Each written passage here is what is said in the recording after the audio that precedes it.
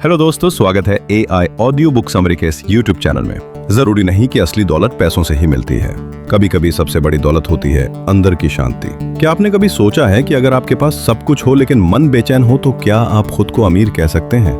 Inner wealth किताब इसी सवाल का जवाब देती है। हम अक्सर बाहरी सफलता के पीछे भागते हैं, नौकरी, व्यापार, स्टेटस, गाड़ियां और बैंक बैलेंस को ही असली सफलता मानते हैं। लेकिन केविन डब्ल्यू नेथन कहते हैं कि असली दौलत बाहर नहीं बल्कि अंदर होती है, और जब ये अंदर की दौलत जागती है तो बाहरी दुनिया भी बदल जाती है। किताब की शुरुआत होती है एक बेहद खास बात से। लेखक कहते हैं कि जब तक इंसान खुद से जुड़ना नहीं सीखता तब तक वो खुद को कभी पूरा महसूस नहीं कर सकता। यानी जब तक हम अपने अंदर झांकना नहीं सीखते तब तक असली शांति नहीं पा सकते। अब सवाल उठता है कि अंदर की दौलत आखिर होती क्या है? ये दौलत है आत्मज्ञान की, आत्मविश्वास की, ध्यान की शक्ति की। इनर वेल्थ का मतलब है वो ताकत जो आपको अंदर से स्थिर, मजबूत और शांत बनाती है, जिसके दम पर आप किसी भी तूफान में भी खुद को संतुलित रख सकते हैं। केल्विन हमें ध्यान यानी मेडिटेशन के महत्व को विस्तार से समझाते हैं। वो बताते हैं कि ध्यान सिर्फ एक प्रक्रिया नहीं बल्कि एक जीवन शैली है। ध्यान से हम अपने विचारों को साफ कर पाते हैं, भीतर की आवाज को सुन पाते हैं और उस शांति को महसूस करते हैं जिसे बाहर की कोई भी चीज नहीं दे सकती।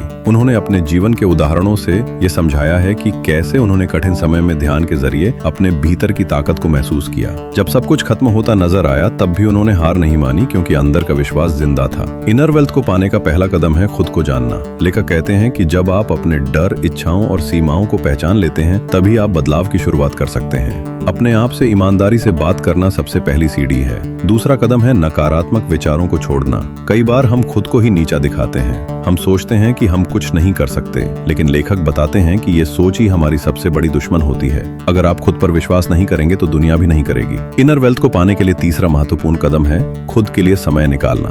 आज की भागदौड़ में हम खुद को भूल जाते हैं, लेकिन लेखक कहते हैं कि अगर आप रोज सिर्फ 10 मिनट भी खुद के साथ बिताएं, ध्यान करें या सिर्फ शांति में बैठें तो आपका जीवन बदल सकता है। केल्विन डब्ल्यू नेथन इस बात पर जोर देते हैं कि हमें अपने शरीर का ख्याल रखना चाहिए। अच्छी नींद, सही खाना और व्यायाम, ये 3 चीजें हमारे शरीर और मन दोनों को स्वस्थ रखती। परिस्थितियों में भी मजबूत बने रहते हैं। आप परिस्थिति को नहीं बदल सकते, लेकिन अपने दृष्टिकोण को जरूर बदल सकते हैं। इस किताब में एक बहुत खास हिस्सा है जहां लेखक बताते हैं कि कैसे हम अपने भीतर के बच्चे को फिर से जगा सकते हैं। बचपन की मासूमियत, वो जिज्ञासा, वो कल्पना शक्ति जो समय के साथ खो जाती है।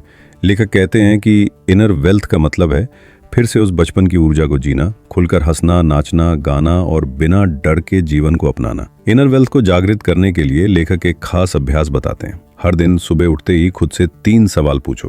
पहला, आज मैं क्या महसूस कर रहा हूँ। दूसरा, आज मैं क्या बेहतर कर सकता हूँ। तीसरा, आज मैं किस चीज के लिए आभारी हूँ। इन 3 सवालों से दिन की शुरुआत करने से हमारा पूरा नजरिया बदल जाता है। लेखक बताते हैं कि जब आप आभार प्रकट करना सीख जाते हैं तब आपके जीवन में चमत्कार होने लगते हैं। आप छोटी छोटी चीजों की कदर करने लगते हैं। एक कप चाय की गर्माहट, एक फूल की खुशबू, एक दोस्त की मुस्कान, ये सब अचानक से अनमोल लगने लगता है। और यही है इनर वेल्थ। किताब का एक और अनमोल हिस्सा है आत्मविश्वास। केल्विन कहते हैं कि आत्मविश्वास कोई जादू नहीं है, ये हर दिन के छोटे छोटे कदमों से बनता है। जब आप खुद से किया हुआ एक वादा निभाते हैं तो आप खुद पर भरोसा करना सीखते हैं, और यही भरोसा धीरे धीरे आत्मविश्वास में बदलता है। इनर वेल्थ का एक और गहरा पहलू है माफ करना। लेखक बताते हैं कि जब हम दूसरों को माफ नहीं करते तो असल में खुद को सजा देते हैं। नफरत, क्रोध और शिकायतें हमारे मन को जकड़ लेती हैं, लेकिन जब हम माफ कर देते हैं तब हम खुद को आजाद कर देते हैं, और इस आजादी में ही शांति है। केल्विन हमें सिखाते हैं कि असली खुशी बाहर की चीजों में नहीं है। वो कहते हैं कि असली खुशी वो है जो बिना वजह के हों। जब आप बस यूं ही मुस्कुरा सकें बिना किसी कारण के, जब आप सिर्फ इसलिए खुश हों क्योंकि आप जीवित हैं, सांस ले रहे हैं, तो समझिए आप सच में अमीर हैं। असली बदलाव तब आता है जब हम सिर्फ सुनते नहीं बल्कि उन बातों को अपने जीवन में उतारते भी हैं। अब हम उन अभ्यासों और तकनीकों को समझेंगे जो इस अंदर की दौलत को जगाने में मदद करते हैं। एक बेहद प्रभावशाली तकनीक है साइलेंसी प्रैक्टिस। हर दिन कुछ मिनट खुद के साथ शांत बैठना, ना कोई मोबाइल, ना कोई बातचीत, सिर्फ अपनी सांसों पर ध्यान देना। शुरुआत में मुश्किल लग सकता है, लेकिन जैसे जैसे अभ्यास बढ़ेगा वैसे वैसे मन स्थिर होता जाएगा। शांत मन ही वो दरवाजा है जो हमें खुद से मिलवाता है। दूसरा अभ्यास है विजुअलाइजेशन। हर रास्ता शरीर से भी होके जाता है, इसलिए एक अनुशासित दिनचर्या बनाना जरूरी है। सुबह जल्दी उठना, हल्का व्यायाम करना, सही भोजन लेना, ये छोटी आदतें बड़ा असर डालती हैं। जब शरीर सशक्त होता है तो मन भी जागरूक हो जाता है। एक गहरा अभ्यास है क्षमा का। हर हफ्ते खुद से और दूसरों से जुड़ी किसी एक पुरानी पीड़ा को छोड़ना।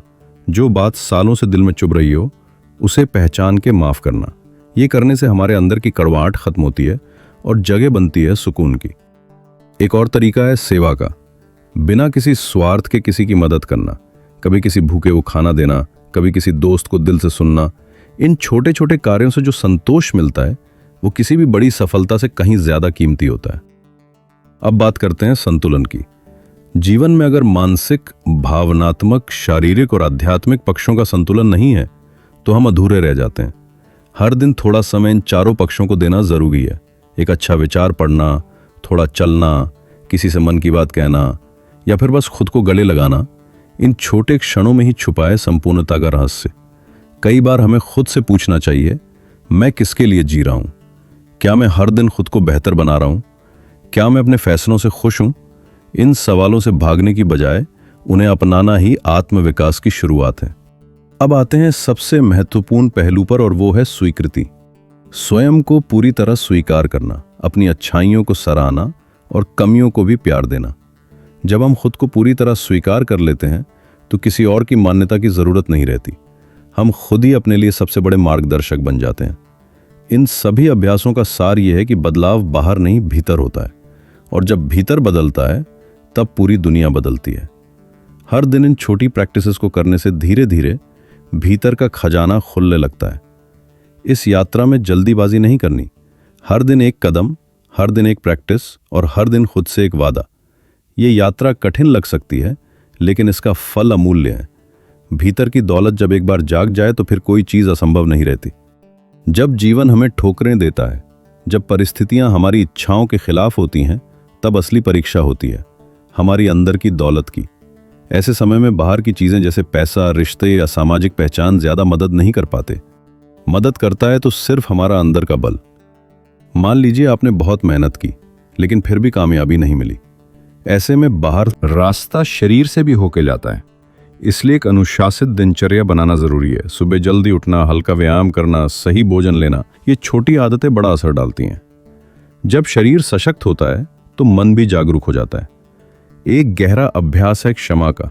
हर हफ्ते खुद से और दूसरों से जुड़ी किसी एक पुरानी पीड़ा को छोड़ना। जो बात सालों से दिल में चुभ रही हो उसे पहचान के माफ करना। ये करने से हमारे अंदर की कड़वाहट खत्म होती है और जगह बनती है सुकून की। एक और तरीका है सेवा का। बिना किसी स्वार्थ के किसी की मदद करना। कभी किसी भूखे को खाना देना, कभी किसी दोस्त को दिल से सुनना। इन छोटे छोटे कार्यों से जो संतोष मिलता है वो किसी भी बड़ी सफलता से कहीं ज्यादा कीमती होता है। अब बात करते हैं संतुलन की। जीवन में अगर मानसिक, भावनात्मक, शारीरिक और आध्यात्मिक पक्षों का संतुलन नहीं है तो हम अधूरे रह जाते हैं। हर दिन थोड़ा समय इन चारों पक्षों को देना जरूरी है। एक अच्छा विचार पढ़ना, थोड़ा चलना, किसी से मन की